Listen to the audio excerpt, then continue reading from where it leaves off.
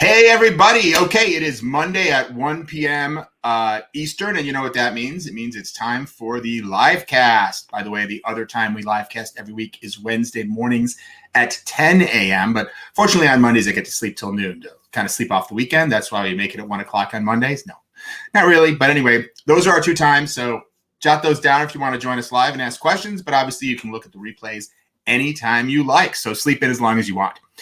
So the topic for today is competitive analysis. How do you go about really understanding what your competitors are doing and using that to try to help drive your thinking and really maximize what you're doing with your digital properties or even non-digital products? The reason I want to cover this topic today actually is a slightly selfish reason. Those of you who have bought the book already, Winning Digital Customers, which, by the way, came out a few weeks ago and went to the #2 on the Wall Street Journal bestseller list. So thank you, everybody who's bought the book. And I know it's a very detailed book, so many of you are no doubt still in the early part of it. But in addition to the book comes with a password to a website that contains a wealth of additional material, including videos and additional PDFs and chapters that were omitted from the book and templates and many other tools to help you with your digital transformation. So certainly if you have the book, I really want to encourage you to go check out that website because there's tons of good stuff. But I'm not saying all that as a commercial. I'm saying it as an explanation for what we're covering today, because I just found out that one of the videos on the bonus section of our book website, meaning it's the section only for people who buy the book, got messed up. The audio and the video is out of sync, and apparently it is unfixable. So I have to redo it. And I thought, well, I'll just redo it here on the live cast. And that is the video that we did on the topic of competitive analysis. So let me bring up a slide or two here. So in the book, we talk about competitive analysis, and we really talk about it, two key reasons why competitive analysis is so important. One of them is, well, you're competing, right? So if a product's going to be successful in the marketplace, in the book, we talk about two keys to product success. Well, we talk about many things, but in the context of a value proposition of a product, we talk about you've got really two hurdles that you have to jump over. And the first hurdle is the product has got to be worth it to the customer, right? It has to be a product that whatever it is that you're charging, whether it's dollars or whether it's just the time they have to invest or whatever else, it has to make sense for the customer. Otherwise, they're just not gonna participate. They're not gonna buy it. They're not gonna go to your website. They're not gonna download your app. Whatever it is that you're trying to drive behaviorally in your customer. So that's the first hurdle. And presumably your product is solving some kind of problem for the customer, whether it's helping them get their laundry cleaner or helping to entertain them when they're bored, or whether it is helping them figure out what size shoes to wear that will fit better or lose weight, or whatever it is that your product is doing. It's trying to solve some kind of problem for the customer.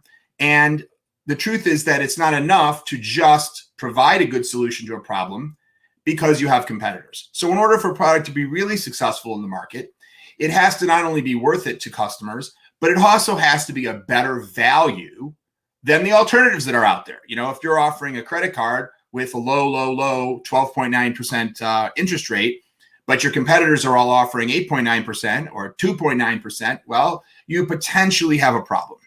I only say potentially because it depends who your customer is, right? It could be that you have other attributes of your product that make it better than the competition for a certain segment of customers. And that's fine, because not every product is going to be the best choice for every type of customer.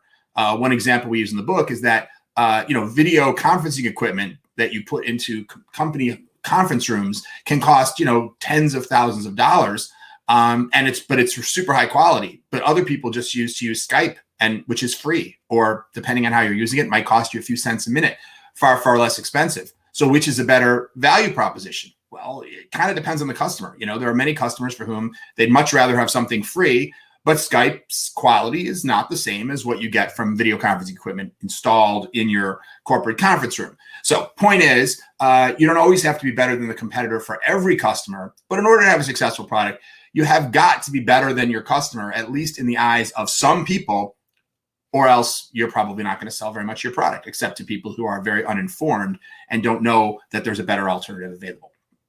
But there's a second reason that looking at doing competitive analysis is super valuable, which is to learn. because very often when we look to improve products or customer experiences, we're looking, as we talk about on this live cast all the time, looking to solve some point of customer pain. Well, it could very well be that you have competitors who have already solved some of those points of pain. And naturally, you want to take a look at what they're doing, because you may be able to just take inspiration from what they're doing and take a shortcut to a solution. And by the way, you may have competitors that have tried to solve a point of customer pain, and they're doing a terrible job of it. They've attempted to, in order to solve the problem of customers not understanding how to assemble their furniture product, they've created a virtual reality experience that shows you how to assemble the product, but customers aren't really using it. So they tried and failed, right? Well, the failures of your competitors are just as valuable to you as their successes, because they could save you a whole heck of a lot of time and energy not spending time trying to create a virtual reality simulation, because you know that doesn't work, or at least the way in which that competitor tried to do it. Maybe there's another way of doing a virtual reality simulation. So really understanding what your competitors are doing is very, very valuable, because A, you have to beat them in order to win in the market, and B, because even in areas where you're not going to necessarily beat them, they may have just figured out something that was helpful and gives you a shortcut to success and a better product. So in the book, I'm not really going to go into this, but in the book, we just point out that when you go to study quote unquote competitors, you could argue that there's some different categories. The first type of competitor most people think of are what we call direct competitors. This is Chase versus Citibank, Coke versus Pepsi, McDonald's versus Burger King, Nike versus Adidas, right? It's another company that's probably trying to do something very similar to what you're doing. They're probably offering a very similar value proposition, and they're probably a somewhat similar scale to you. Although there could be direct competitors who are at a much smaller scale as well that you want to look at, because McDonald's should be looking at Burger King, but who knows? There might be some small new franchise that's only 6 restaurants in Wyoming that's doing some really cool new stuff. It's great to know about that, because sometimes small companies can innovate more effectively and rapidly than your largest competitors. And even though you're not too worried about the lost sales to that competitor, from the perspective of learning, they can be some of the most valuable. So direct competitors, though, are those who are more or less, if you're a hamburger restaurant, they're a hamburger restaurant, Then you have disruptive competitors. Those are, somebody like an Airbnb would be to a Marriott, or an Uber would be to a Hertz rental car. In other words, they're disrupting your industry. They're providing another alternative. Then you have need obliterators. These go one step farther, right? The whole need for a library is being obliterated by ebooks potentially, or certainly the need for bookcases in people's houses is being reduced because people are downloading more ebooks. So this is a competitor that's not trying to do the same thing you're doing, but they're doing something that's causing what your value proposition to be less valuable. And lastly, are comparative companies. And those are companies that aren't going after the same market you are, but you might have something to learn from them. For example, many hospitality companies might look to Apple and say, wow, the experience they give you in an Apple store, maybe there's things we can learn from them for how we handle people who are waiting in line at our hotel, for example. And similarly, other companies may learn from hospitality companies. I know many banks have studied the Ritz-Carlton or other top tier hotels, again, to learn about the way they treat their customers and give them a premium experience. So those comparative companies are also valuable, not so much from the perspective of jumping over that hurdle, because of course they're not going after the same customer or the same dollar you are, but certainly from the perspective of learning. So we go into all this in much more detail in the book, but that's kind of like the basic high level of what we talk about in the book about the tiers of competitors. But what we don't really go into in detail in the book is, so how do you go about studying those competitors? This is one of the topics that we had to take out of the book for length. And so therefore we put the video on the website, and now we're going to redo it. So I want to talk now about 8 specific techniques that you can do when you're conducting competitive analysis. So assuming you've already figured out who your competitors are, and you've used that other model to make sure that you're including, of course, your main direct competitors. If you're, a Hertz, no doubt you're looking at Avis and whatnot. But if you're United, you're looking at American and Delta, but also some of those other categories. So now you've got a portfolio of companies. You say, these are the competitors that we want to look at. But now, what do you do then? How do you look at them? So here are 8 things to look at. The first thing I always advocate looking at is message. What is it that competitor is telling the market about themselves. And I like to think about message in a little model that I use, which is the generic message, the differentiation, and the offer. The generic message is, how are they categorizing themselves? For example, they're an airline. They're a fast food restaurant or a quick service restaurant. They're a grocery store. And it may very well be that the way they generically describe themselves is very similar to the way that you describe yourself, because they're direct competitors. And the generic description, banks are banks, right? Airlines are airlines. But it would also be very interesting if they were messaging themselves in a way that was a little different. Starbucks doesn't describe themselves as a coffee shop. They describe themselves, as a cafe. And so just understanding if the competitor is positioning themselves exactly the same in the category as you are, or in any way differently. So that's the first thing to look at as part of message. The second is differentiation. Every brand is trying to tell the market, here's what's different about us. We're more luxurious. We're a better value. We're higher quality. We care more about our customers, etc. Now, the truth is that depending on what message of differentiation that competitor is communicating, it may or may not be true, and it may or may not be believed by their customers. I don't know how many people believe that United is a friendlier airline, even though they have for years been telling us to fly the friendly skies.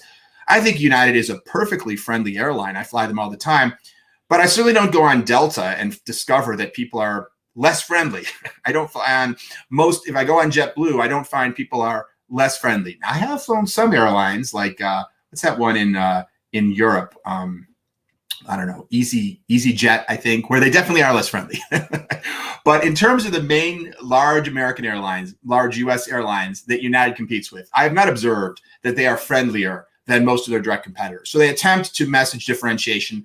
Some people may believe it as a customer. I don't know that I believe it, but I still fly United all the time. In any case, the point is to understand what is it that they're saying is different about them. And lastly, their offer. What are they offering? How does their price compare to yours? Are there payment terms that are different from yours? Are there bundles that are different from yours? Part of the message is, hey, you give us this and we'll give you this in return. Cable companies offer all kinds of bundles. If you commit for 3 years and you give us your cell phone, business, we'll also give you this discount, or we'll throw in HBO. Understanding what they're offering, because obviously that's an important competitive point. So that's the first thing, message, with those 3 components of message.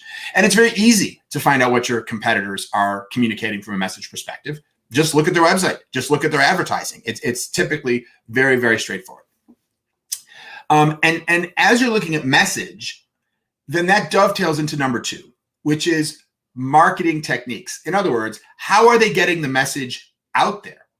Where are they putting the message? What channels are they investing in? For example, are they buying advertising, magazine advertising? Are they doing Facebook advertising? Are they engaging with influencers? Are they holding events?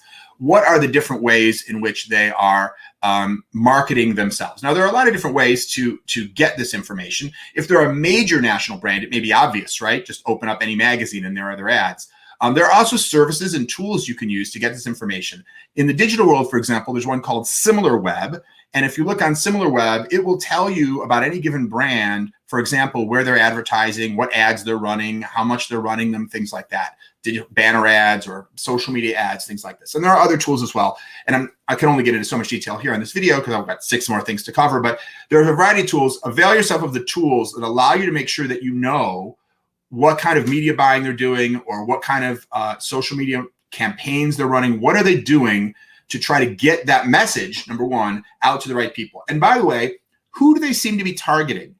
Even though it's not one of our 8, but between message and marketing techniques, you can figure out what customer are they going after. And is it the same customer you are? For example, you might be going for kind of middle income households, and they may be going for a little more affluent customer, or vice versa, or they maybe seem to be targeting women more, or what have you. So you can read between the lines of where they're marketing, how they're marketing, and what they're saying to see if you can kind of reverse engineer who do they seem to be going after.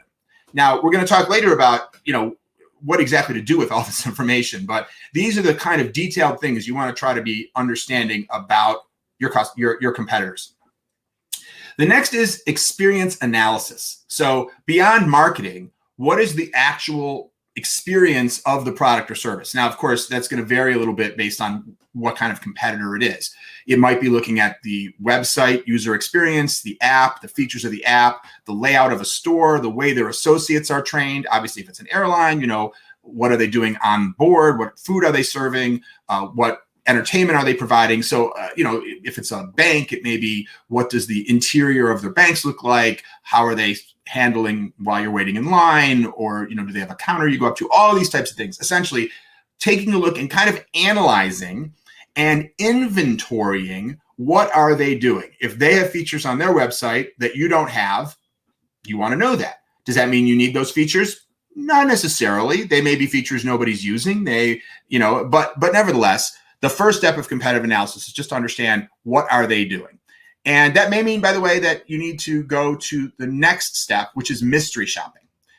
Is there another bill here? No. Oh, yeah. So experience analysis means, I go to the store, I look around, I have my clipboard. One of my user experience analysts goes on the website. They do an inventory. They say, what are all the features? What is here? We're looking at the product or service or experience that's provided by the competitor, kind of from an analytical perspective.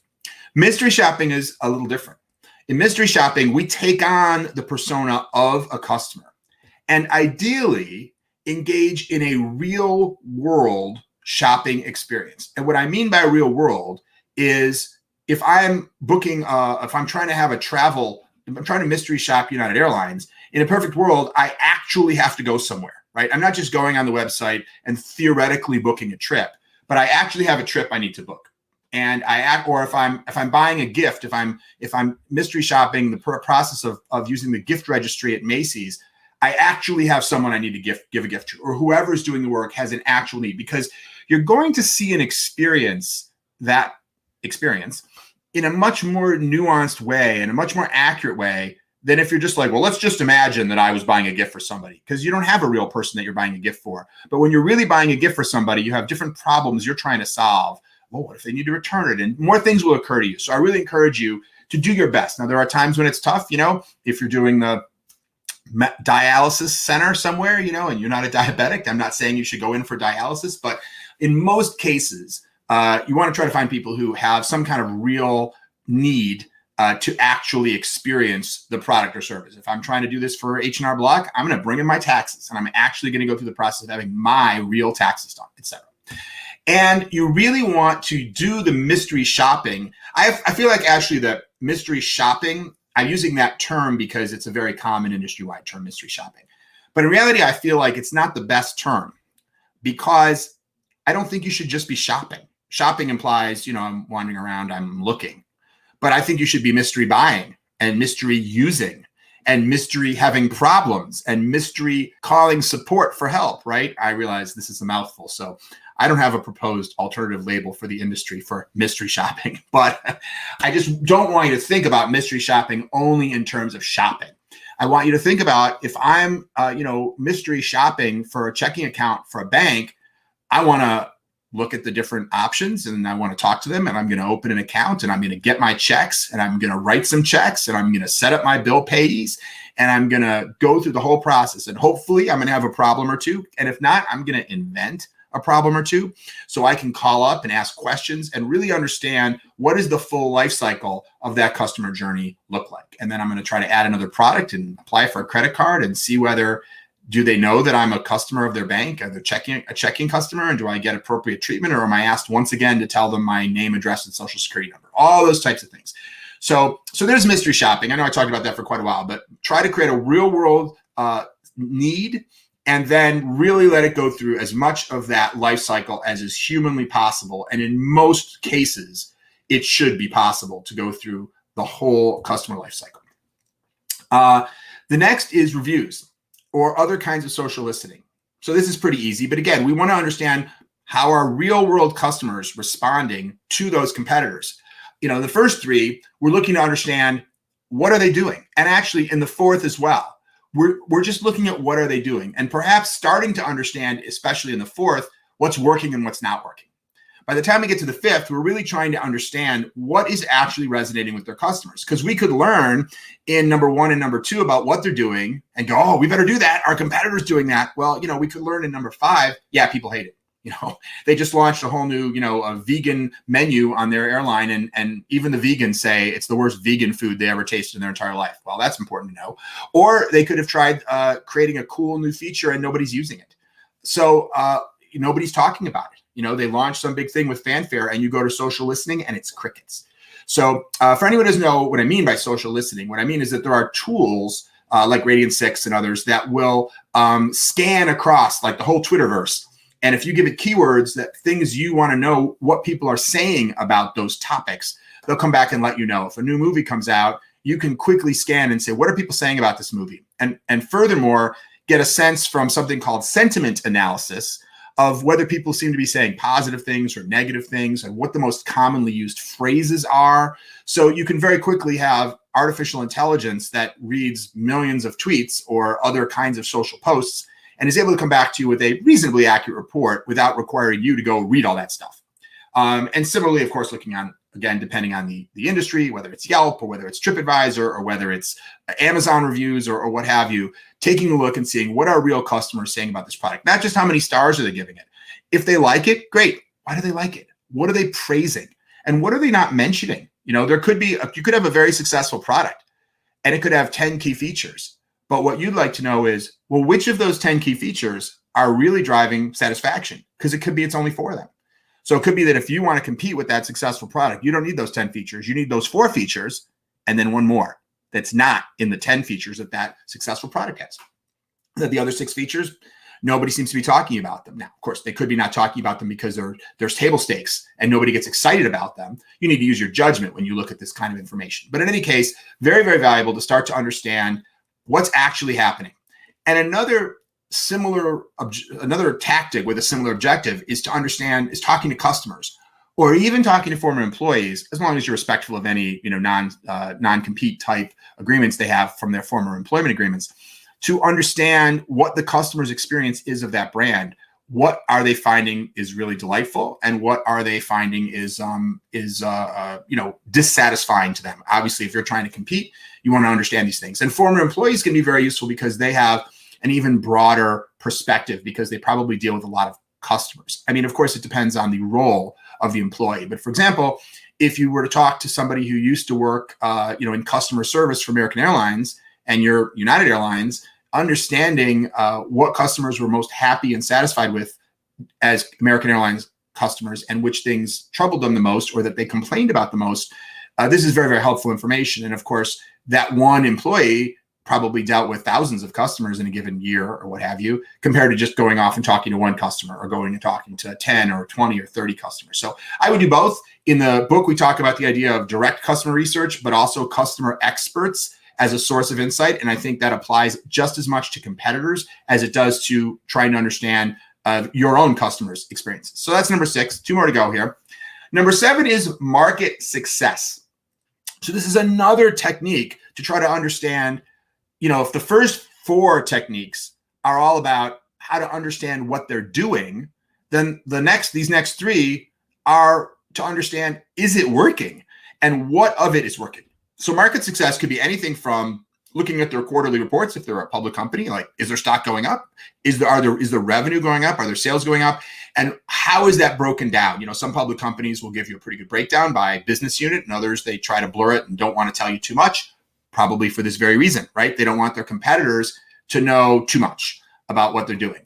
But in any case, just looking for, and there are other sources as well. For example, if you look at something like Nielsen or NPD, again, it's going to depend on your industry, but these are companies that track consumer product purchases. So if I want to know, how well the new Nike high top shoe is selling in Nebraska, I can buy that data from places like NPD or Nielsen. Or I want to know what colors are selling best and in what types of stores, things like that. So that type of data is out there. And so if you're make toasters and your competitors just come out with a new, internet connected toaster that they charge $100 premium for, but has a really cool app, naturally you want to know, so how's it doing, right? If it's a dud, if no one's buying it, which you could learn things from reviews. You might read the reviews on CNET or the reviews posted by customers on Amazon. But then you can also, of course, take a look at that market success. By the way, Amazon also provides the Amazon sales rank for things that are on Amazon. So it's another place. It's not a precise measure, but you can also get the sense of how hot is this item? How much is it selling on Amazon? Of course, that's only one outlet, but it's a big one, right? So looking for all these different types of data points to let you know, if you look at the total value proposition that the competitors put out there, how well is it working? If you're an airline, you can simply look at the seat data. That's data that's available from companies like ATPCO, or you can just be going on their website and take a look and say, all right, the flight leaves in an hour. How many seats are available to buy? And, that's a very crude way of doing it. But, again, I'm just giving different examples because I don't know exactly what industry you are in. We worked on a really cool project with, I think I can say who it is because it's a publicly available product. We worked with Airbus, and they have a really awesome product where they have a network of satellites that take images of the Earth, like you'd probably typically see like weather, satellite images, things like that. But this data, you can buy this data from Airbus and you can request data of a specific area of the Earth that you want data on. And one of the applications is car counting. If you're a retailer and you have competitors that have their own parking lots, meaning they're not in malls, they're like, in a place where you could literally see if it's a Target or Walmart, how many cars are in the parking lot, you can actually pay someone to take satellite imagery of the parking lots of all of your competitors around the world every so often, and then run algorithms that are actually able to take that image. You don't even have to look at the image. You can just have the algorithm look at the image and count the cars, and it'll figure out, okay, there's 100 cars in the parking lot, or now there's 10 cars in the parking lot. And on that basis, figure out how well the store's doing. And there are all kinds of different tools like that that are really designed to help you understand how successful is your competitor right now and which competitors are more successful, which ones are less successful. And then, of course, you want to map that back to what they're doing because, of course, you're more likely to want to take practices from competitors that are more successful. Cool. And the last one, got to click back here to get to my last bullet point. The last one is just trades, rumors, and announcements. Perhaps obvious, but naturally you want to do things like create Google Alerts. So if your competitor is launching, a new product or announces something new that they're doing, a new upgrade to the app, et cetera, that you're aware of it, if they're announcing it to the world, you're certainly entitled to know about it. And depending on the industry that you're in, there may be sources. I'm certainly not advocating any kind of, industrial espionage or anything that's illegal. So don't take this from what I'm saying, but there are certainly places that post. Like, for example, if you're in the high-end camera industry, there are sites that post rumors. Like, for example, one site I like to go to is SonyAlphaRumors.com. Now, that's mostly because I'm an amateur photographer, but I like to know, so what's the rumor of what new Sony products are coming out in their high-end, mirrorless camera lines? And now, of course, it may or may not be true, right? So you got to take rumors with a grain of salt. But there's similar websites for Canon and for Fuji and other high-end cameras, and similarly for Apple and Samsung and other manufacturers of smartphones and other consumer products as well. So that's another place where you can get, not always accurate, but information about what's going on. And also, of course, trade papers, right? A lot of industries have different types of magazines or online or websites where, the latest kind of news and to some degree gossip of that industry is discussed, and people are speculating on what leading players might choose to do next. Stock analysts sometimes often do that, speculate. If they're covering one of your competitors, they may be speculating on what that competitor might do next. Of course, you can't absolutely rely on that information, but, well, they're paid to try to speculate as accurately as possible. So that's another source. Okay, so hopefully that gives you a lot of techniques. You don't have to use them all, but I would rather have you have more than you need rather than feel like, yeah, I don't know how to go about this. So, and of course, some of these you may already be doing. But if this gives you even a couple of new things to try in your competitive analysis, I really do believe that this is a very, very important part of any kind of planning or visioning for what you're going to do next in terms of driving your product, whether you're just focusing on marketing your existing products in a better way, or whether you're focusing on some kind of a digital transformation that completely redoes the customer experience, or whether you're just trying to come out with next year's version of your steam iron or whatever it is that you make that's not digital at all. In any of those cases, I still think it's very worthwhile to be looking at these types of competitive data points, and it can be done without it being too terribly time consuming. I mean, we just spent 20, 30 minutes talking about a bunch of different techniques, but if you have a couple of, relatively junior level analysts spend a week or two looking into this, they should be able to gather quite a wealth of information. And, I would just end by reminding you that obviously this information is not static. Clearly, any information you gather about your competitors today is going to be stale in, well, I don't know, 3 months, 6 months, a year, in some digital realms, it might be 2 weeks. But so bear in mind within your industry, how quick moving is it? And you want to get really efficient at this process so that you can do it regularly and get it refreshed. And every time you go back to refresh it, take a look back at that list of the 4 different types of competitors, because you might want to throw some different ones in. You probably want to keep your big main competitors the same. But if there's some other ones, comparative companies you're looking at, or disruptive competitors, or need obliterators, you might say, well, we looked at that one last time. Let's swap in. Let's look at some different ones and see what kind of insights come back. Okay, so that's our live cast for today. And thank you for letting me get 2 tasks done with 1 video, because we can now take this video and also use it on our bonus website. And so you're getting a bonus for free here that normally you'd have to buy the book to get. So good job. And of course, I don't want to forget to remind you that you can still pick up the book, Winning Digital Customers. It is still available at a discounted price on Amazon for the ebook, which is $7.99, I believe. Don't hold me to that, though. I think that should be going up to $14.99 sometime soon. The publisher doesn't always tell me exactly what they're doing, but something like the next month or so. But if it all of a sudden shows up at $14.99 tomorrow, don't blame me. You didn't grab it when I told you it was $7.99. It was this morning. And if you would like to just first check out the first chapter, you can actually go to wdc.com/free chapter. And also the hardcover book is coming out in January. And if you want to pre-order the hardcover book, you can do that as well. You can do it on Amazon, or if you want a discount, you can go to wdc.ht/pre-order. So hopefully that's not too many crazy number of URLs. I'm almost afraid to tell you about our podcast because I've just overwhelmed you with other things you can do. But I do want to remind you, I also did start a podcast. I'm interviewing leaders of successful digital transformation. The first episode is with Michelle McKenna, the CIO of the NFL. Awesome. She gave us such great insights.